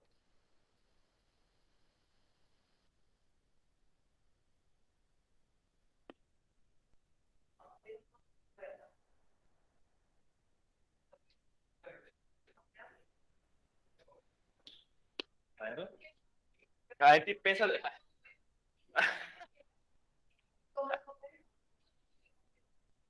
Meu Deus. Porque imagine, teu nome? Aurelina. Imagine como eu vou, por exemplo, conseguir transportar oxigênio se eu sou uma micromolécula. Então, porque parece óbvio, né? Por que a hemoglobina é uma macromolécula? Porque ela é uma molécula grande. Micro, menor, pequena. O eritrócito é uma molécula grande. A célula sanguínea é grande. E é por isso que a célula sanguínea, na pressão arterial aumentada, ela fica batendo e fica forçando essa parede. Por isso pode ter comprometimento de vaso. Sua cor vermelha é dada por esse pigmento e sua concentração no interior do corpúsculo se traduz em diferentes intensidades e padrões de pigmentação. Então, o que acontece? Nós temos que a hemoglobina, ela é uma molécula macro, que ela está no eritrócito, que é uma célula sanguínea, e que é necessário essa pigmentação vermelha, que é a hemoglobina, que faz parte dessa célula sanguínea, e que sem ela, ou com a presença dela diminuída, eu vou ter uma dificuldade em relação ao transporte de oxigênio.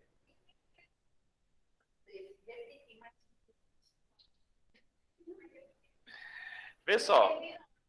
Vê só. O eritrócito é uma célula sanguínea que nasce onde? No tutano, que a gente chupa depois da sopa. Lá no tutaninho do osso, né? Então, o que acontece? Aquele tutano amarelo é a medula óssea. E é ali que a célula sanguínea é produzida.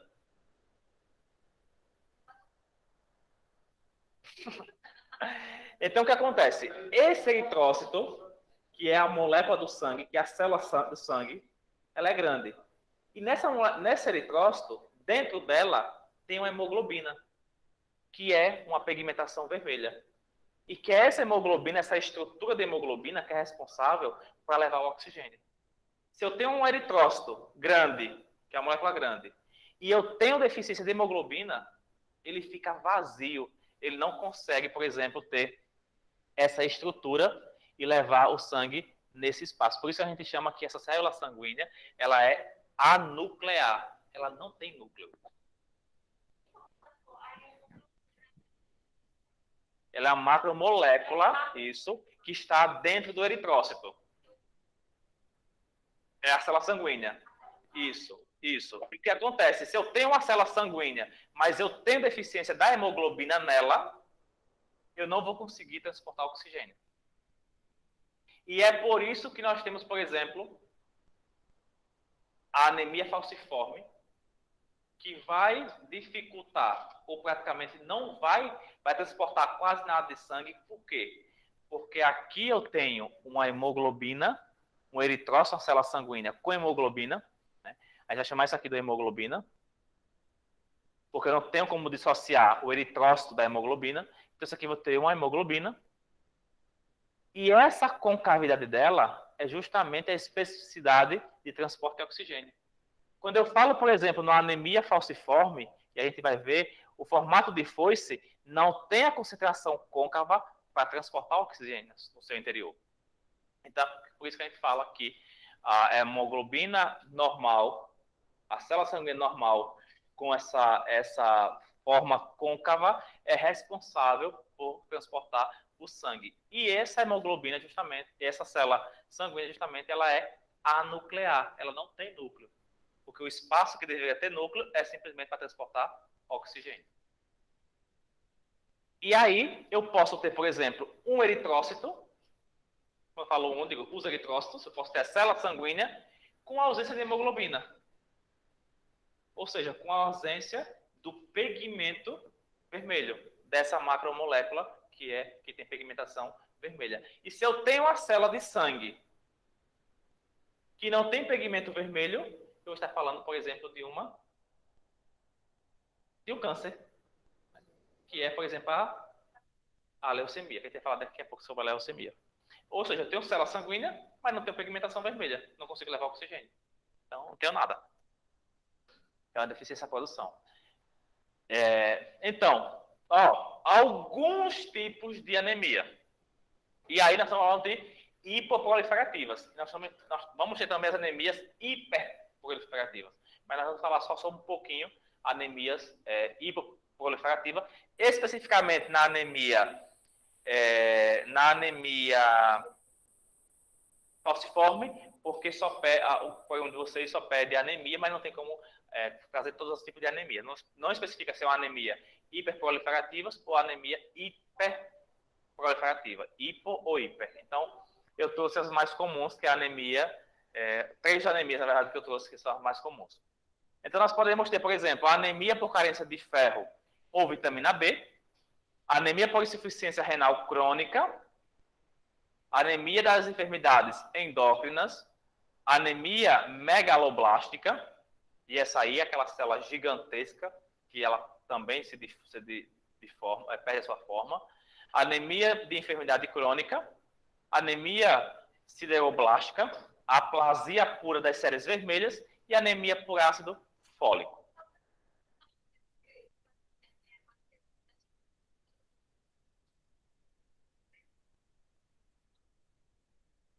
Sim, pela deficiência. ele vai ficar anêmico. Ele vai ter fraqueza. E muitas vezes ele não consegue fazer a diálise.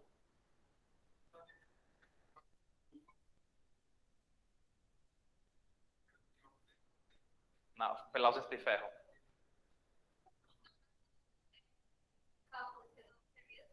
Não.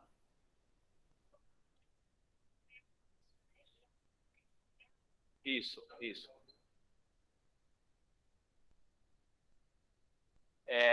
E aí nós temos, por exemplo, anemia por hemorragia, anemia hemolítica. Ah, desculpa, agora eu teria que dizer. Se o termo hiperproliferativa e hipo seria baixa. Não. Não.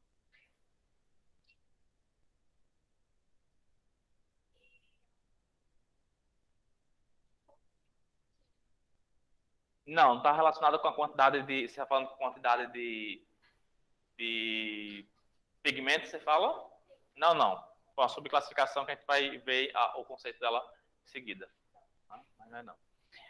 E aí o que acontece? Como o programa não trouxe, então a gente vai dar foco, por exemplo, na anemia por hemorragia, anemia hemolítica e anemia falciforme, que é as mais comuns do dia a dia.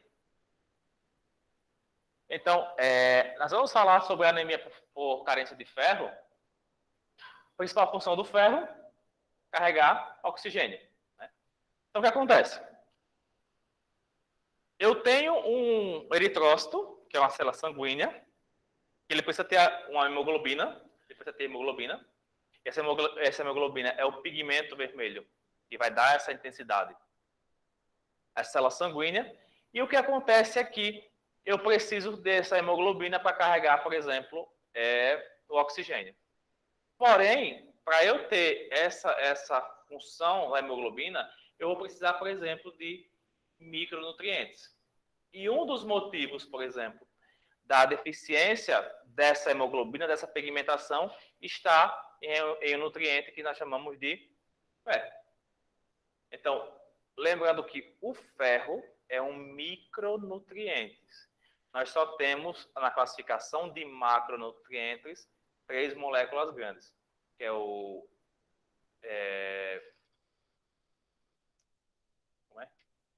dióxido de carbono, não, que dióxido de carbono? Hidrato de carbono, que é o carboidrato, hidrato de carbono, a proteína e o lipídio. Os 3 é o que a gente chamamos de macronutrientes. O ferro é um micronutriente. Qual a diferença de macronutriente para micronutriente? Macro é que vai dar, por exemplo, a condição fisiológica de subsistência. Força, energia. Então, se eu tenho carboidrato, se eu tenho proteína, se eu tenho lipídio, gordura, eu tenho força, funcionamento do organismo. O organismo funciona de fonte de energia. Esses 3 macronutrientes é fonte de energia, vitalidade do corpo humano. E os micronutrientes é para o funcionamento natural da fisiologia humana. Eu preciso de macro de gordura, eu preciso de carboidrato, eu preciso de proteína para manter, como diz minha mãe, fish. Eu preciso de proteína para músculo, minha mãe diz assim, é fish. Eu preciso de proteína para músculo, eu preciso de glicose, hidrato de carbono, e preciso de lipídio e gordura para manter energia. Na ausência da glicose, do hidrato de carbono, que é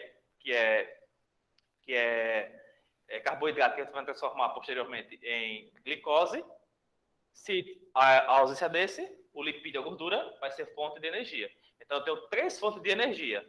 Lipídio, carboidrato e proteína. As 3 fontes. Isso aqui vai dar sustentáculo ao corpo humano. E os micronutrientes vai ajudar no funcionamento do metabolismo desses macronutrientes. Né? Intestino, absorção. E aí, por exemplo, eu ingeri, por exemplo, gordura. Sim, mas essa gordura tem que ser absorvida de alguma forma. Eu preciso de micronutrientes para absorção. Né? Vitamina C ajuda o quê? Na absorção. Né? Vitamina B, na absorção. Então, vai ser a absorção para o funcionamento desse sistema como todo, que se mantém de pé pelos macronutrientes. Então, a principal função do ferro, justamente, é carregar oxigênio. E é por isso que nós falamos que nós vamos precisar de outro micronutriente para fazer a absorção. Porque a função do micronutriente é absorver e funcionar o organismo coerente. Né? Oi? Sim, outros, por exemplo. As vitaminas são micronutrientes, são as vitaminas. E quando eu pego, por exemplo, a vitamina C, por que é interessante a vitamina C nesse processo de carência de anemia e você vai utilizar ferro? Vai utilizar, por exemplo, sulfato ferroso. É por isso que muitas vezes o sulfato ferroso não é indicado para tomar de manhã nem à noite. De manhã, por quê? 2 motivos. Ninguém toma sulfato ferroso em jejum, que é uma bomba no estômago pode causar gastrite e úlcera gástrica. Porque é um micronutriente muito forte. Então, bateu um sulfato ferroso no estômago, vai ter náusea, vai doer. E aí você geralmente não é indicado. Esse é o motivo de não indicar de manhã. E o segundo, porque as pessoas têm o costume de manhã comer alguma coisa que tenha produto lácteo. Seja um café com leite, seja um queijo, seja uma margarina. E aí, qual é a particularidade disso? O ferro não se absorve com presença de produto lácteo, de lactose.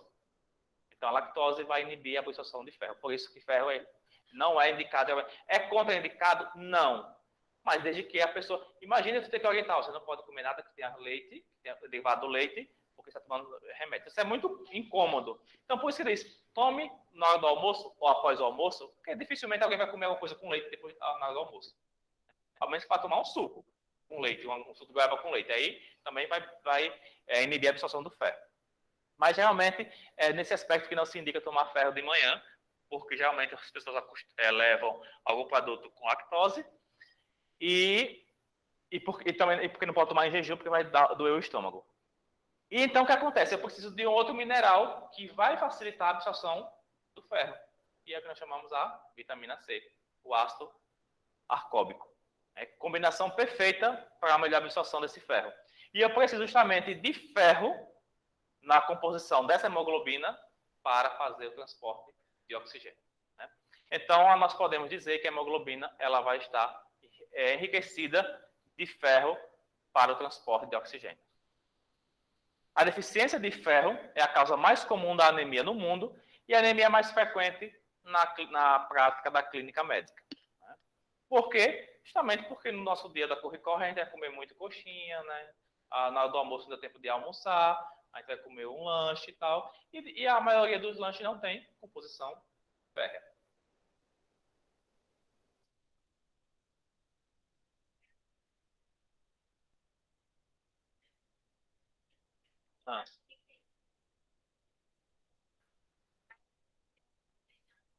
Na carne vermelha, na panela de ferro, no prego. Sim. Só não vai comer para não pegar um tétano. Né? Mas se você... É verdade.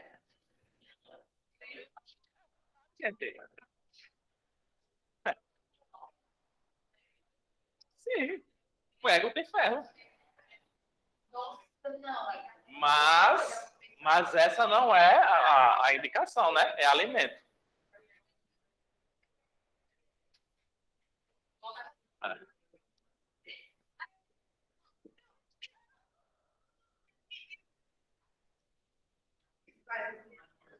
Mas como essa pessoa o quê? Não. Não. Você vai comer o feijão que tinha prego no meio, mas se você comer com prego, não.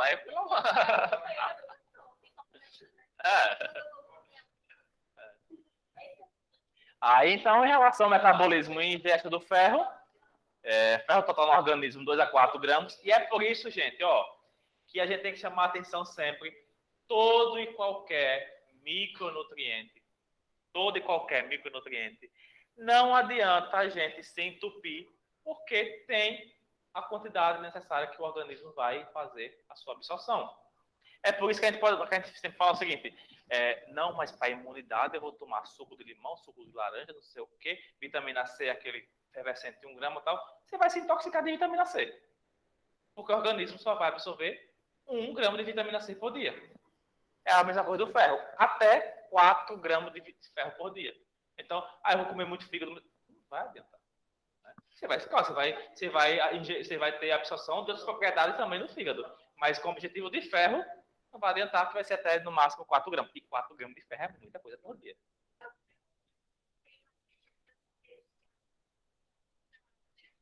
O mamão, não creio. Não creio. Não creio.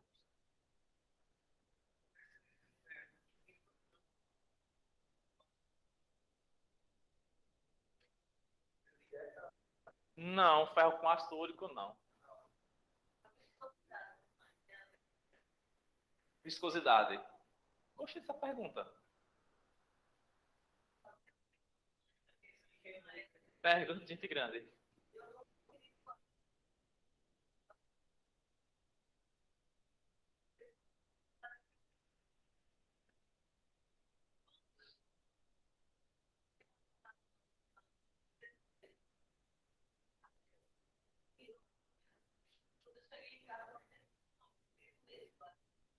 Não, você voltou no outro dia para doar e estava viscoso igual a...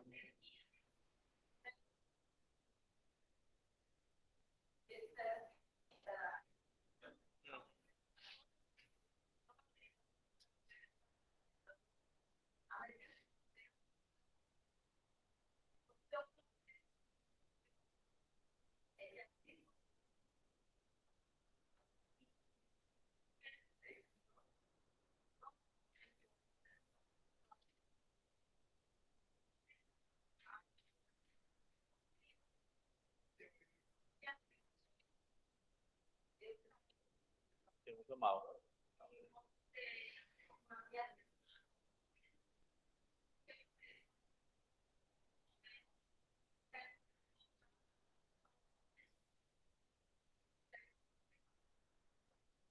Gente, essa pergunta dela é muito interessante e esse relato. Porque eu vou responder essa pergunta. Mas veja só, uma pessoa que tem um sangue viscoso como o dela, grosso, é a espessura do sangue de fato. Por exemplo, o risco muito de trombo. E o que acontece? O que é que a gente toma geralmente e com cautela? Se o sangue é viscoso, você precisa ter tomado AS. Porque algo vai dissolver soluto, vai. Mas o sangue não está só composto desse soluto que vai se dissolver em água, porque a preocupação da água seria em relação à glicose. Precisa de mas existem outros componentes no sangue que a água não tem para tomar. Então, essa viscosidade tem que ser AS para diminuir essa espessura do sangue. Quando a gente fala, por exemplo, mas a viscosidade está relacionada ao excesso de ferro, ele vai ter excesso de ferro, porque ela tem muita hemoglobina. Só que não é o ferro que leva a viscosidade. Muitas vezes pode estar relacionado ao metabolismo. Por exemplo, a gente tem, passando no coração, 5 litros de sangue, né, diário, por exemplo. Essa viscosidade, muitas vezes, o que leva você, o que é que você, porque assim, a gente tem que perguntar o que é que você come diariamente. Não necessariamente, o ferro não levaria essa viscosidade, porque a função do ferro seria, de fato, oxigênio. Né? O ferro que vai dar, por exemplo, a cor avermelhada, a grossura uma capacidade de transporte de oxigênio. Aí tem que ver as condições diárias, não tem como falar dessa forma.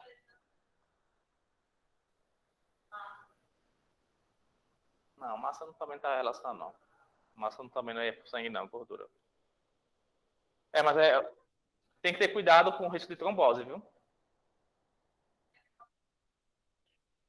Covid? E você tomou Clexane?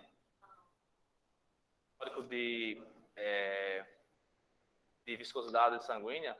Aí seria interessante você ter comunicado, por exemplo, apenas você não passou pelo médico, você já tomar vacina, não tem indicação. Tem que ter muito cuidado, seria interessante pelo exame. Mas é claro, com receita médica, né?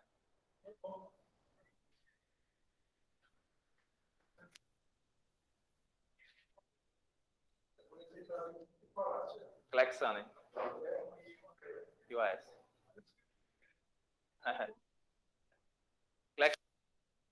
Rapidão para evitar tromboembolismo pulmonar. Então, se você toma a primeira dose, se de repente você tiver contato no posto de saúde ou coisa de outra, conversa com o médico para a necessidade dele passar Clexane, ver se ele acha necessário Clexane. Você tem que levar o exame, né, para ele ver o nível de viscosidade. Não, porque o resultado da viscosidade foi do MOA, né? Então, vê a possibilidade deles de repente ter uma cópia.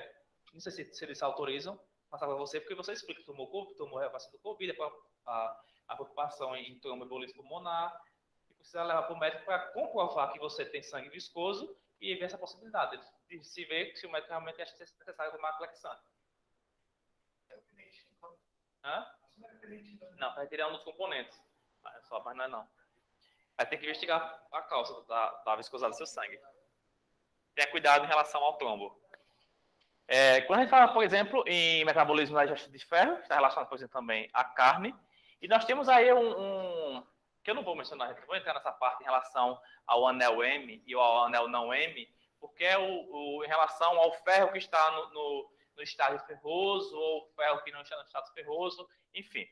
Né? E aí a gente vai ver que alguns alimentos, por exemplo, que você vai consumir, por exemplo, quem toma sulfato ferroso, a absorção vai estar mais fácil em relação a quem come carne, né? E a gente tem que ver se ele está no estágio férreo, no anel M ou no anel não M, que é uma forma de absorção mais fácil. Por isso que, por exemplo, você come um alimento que tem ferro, você come dois tipos de alimentos. Um vai estar, por exemplo, no anel M, que é um anel onde, por exemplo, não vai precisar de um processo maior de ingesta. Ele vai ser absorvido com facilidade. E outro vai ter que quebrar a molécula de ferro para transformar, para evitar um ferro férrico. Enfim, isso aí é uma parte mais... a gente não vai adentrar, não. Em relação aos vegetais, em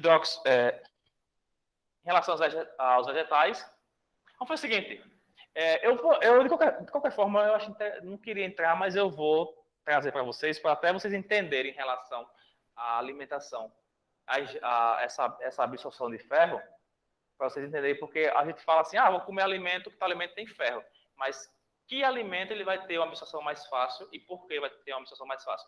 Deixa para trazer isso na próxima aula com mais calma, para a gente explicar, tá? Vamos liberar por hoje. Pessoal de casa, tranquilo? Alguma dúvida? Todas. Põe o nome no chat, por favor. Nome no chat.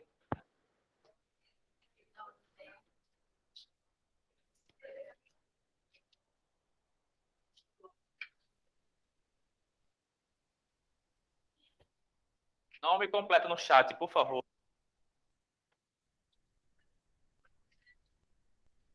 E Adriana, não coma ferro, viu? Não coma ferro, só a água dele no feijão. Não vai. Deixa eu só...